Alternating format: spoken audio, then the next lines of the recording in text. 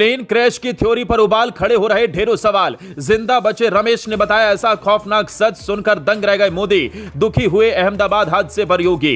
किस टेक्निक से बची रमेश की बोइंग फ्लाइट में जान, इस वीडियो में सब कुछ जान जाएंगे आप। मोदी सरकार ने किया ऐसा काम, जल्द मिलेगा हर एक परिवारों को इंसाफ। बोइंग के विमान से अब तक ढेरों हादसे, टूटकर बिखर गए अहमदाबाद प्लेन क्रैश से परिवारों के सपने। कैसे हुआ यह हादसा, सामने आया अब तक का सबसे बड़ा सच। प्लेन की जगह अब राख है, सपने जले, शरीर पहचान से बाहर है। यह बात इसलिए क्योंकि अहमदाबाद में ऐसा दर्दनाक हादसा हुआ जिसने मोदी, योगी से लेकर हर किसी को हिलाकर रख दिया। विमान क्रैश के बाद ऐसी हालत हुई कि कोई भी बाहर नहीं निकल पाया। यहां तक कि अपने परिवार से मिलने जा रहे पूर्व सीएम विजय रूपाणी की भी मौत हो गई। लंदन में शिफ्ट होने जा रहे एक डॉक्टर, अपनी पत्नी और बच्चों के साथ पूरा परिवार खत्म हो गया। प्लेन का पायलट और एयर होस्टेस भी नहीं बची। लेकिन प्लेन में बैठा एक शख्स रमेश कैसे बच गया? कुछ लोग इसे भगवान का चमत्कार और करिश्मा बता रहे हैं। हालांकि रमेश ने जो बताया है, जो खुलासा किया है, वो बहुत हैरान करने वाला है।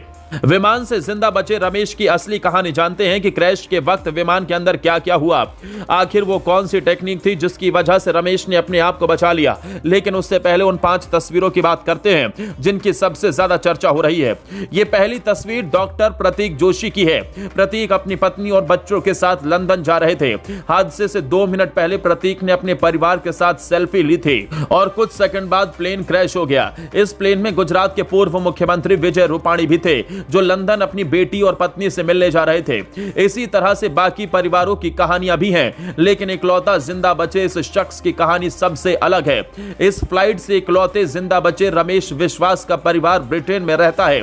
रमेश विश्वास अपने भाई अजय के साथ इस फ्लाइट में सफर कर रहे थे। जिस सीट पर रमेश विश्वास बैठे थे, उस सीट का नंबर है 11A। रमेश विश्वास का कहना है कि अचानक से प्लेन में धमाका हुआ और फिर उनकी आंख बंद हो गई। जब आंख खोली तो मुझे लगा कि मैं मर गया, लेकिन मैं जिंदा था। रमेश विश्वास का कहना है कि चमत्कार है कि सिर्फ अकेला मैं बच गया। रमेश विश्वास जिस 11A सीट पर बैठे थे, वो इमरजेंसी एग्जिट सीट थी। मतलब हादसे के वक्त ऐसा हो सकता है कि उनका दरवाजा खुल गया हो, जिससे रमेश को जिंदा बचने में मदद मिली। लेकिन उनके भाई अजय का अभी भी कोई आता पता नहीं है। हालांकि इसी तरह से 8 साल पहले एक चमत्कार हुआ था।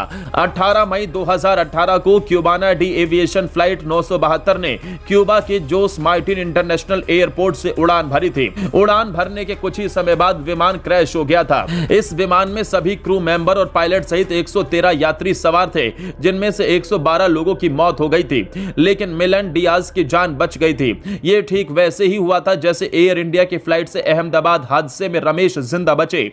इसी तरह से 8 जुलाई 2003 को सुडान एयरवेज की फ्लाइट 1339 ने सुडान के एयरपोर्ट से उड़ान भरी थी। विमान में 117 लोग सवार थे। हादसे में 116 लोगों की मौत हो गई थी और मोहम्मद अल फतेह नाम का 2 साल का एक बच्चा जिंदा बच गया था। शायद इसीलिए कहते हैं, जिसकी जिंदगी में जो लिखा है वो होकर रहता है। 265 लोगों की मौत हो गई। विमान का स्टाफ और पायलट भी जिंदा नहीं बचे, लेकिन रमेश खुद अपने पैरों पर खड़े होकर जिंदा बच गए। वो किसी चमत्कार से कम नहीं है।